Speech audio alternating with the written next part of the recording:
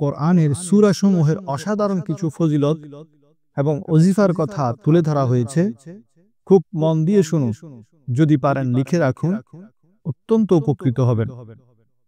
তো তার থেকে 31টি ওজিফা বা আমল বা ফজিলত আপনাদের সামনে আজ খুব অল্প সময়ে সংক্ষিপ্ত সারে তুলে ধরব। নাম্বার 1, সূরা ফাতিহা 100 বার পরে যে দোয়া করা হয় কবুল হয়ে যায়। নাম্বার 2, সূরা বাকারার তেলাওয়াত করলে শয়তান ঘর থেকে পালিয়ে যায়।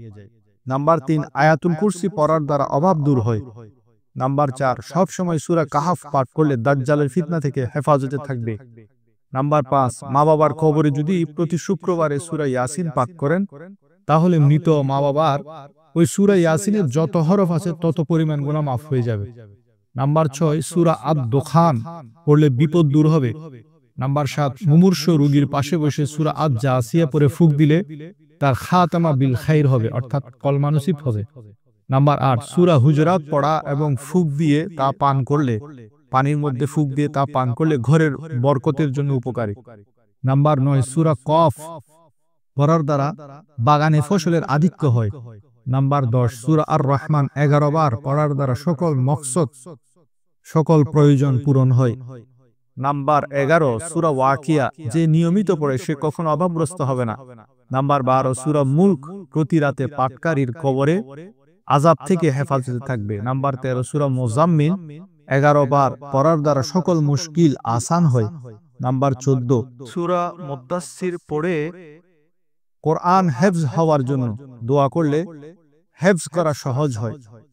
সূরা আদ-দোহা পড়ার ফলে পলাতক লোক ফিরে আসবে।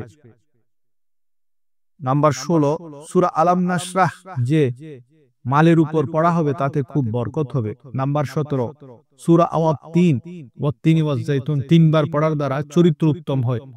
নাম্বার 18, সূরা আলাকের মধ্যে জোড়ার ব্যথার চিকিৎসা আছে। নাম্বার 19, সূরা কদর যে সকাল সন্ধ্যায় পাঠ করবে আল্লাহ তার ইজ্জত সম্মান বাড়িয়ে দিবেন। নাম্বার 20, সূরা আল বাইয়িনা কুষ্ঠ রোগের চিকিৎসার জন্য পড়া হয়। নাম্বার 21, সূরা জিলজাল ইজা জুলজিলাতিল আরদু জিলজালাহা কোরআনের 4 ভাগের 1 ভাগের সমান। নাম্বার 22, যে প্রাণীর উপর বদনজর লেগেছে তাকে সূরা আদিয়াত পড়ে ফুঁক দিলে উপকার হবে। নাম্বার 23, সূরা কারিয়া আল কারিয়া পড়ার দ্বারা বালা মুসিবত থেকে হেফাজতে থাকবে। নাম্বার 24, সূরা তাকাসুর 300 বার পড়ার দ্বারা খুব দ্রুত ঋণ থাকলে পরিশোধ হয়। নাম্বার 25, সূরা কুরাইশ নিজের প্রাণের হেফাজতের জন্য পরীক্ষিত।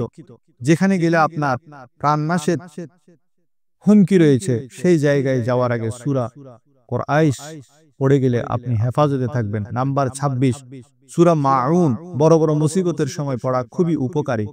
নাম্বার 27, সূরা কাউসার তেলাওয়াতের দ্বারা নিঃসন্তানের সন্তান হয়। নাম্বার 28, সূরা কাফিরুন কোরআনের 4 ভাগের 1 ভাগের সমান।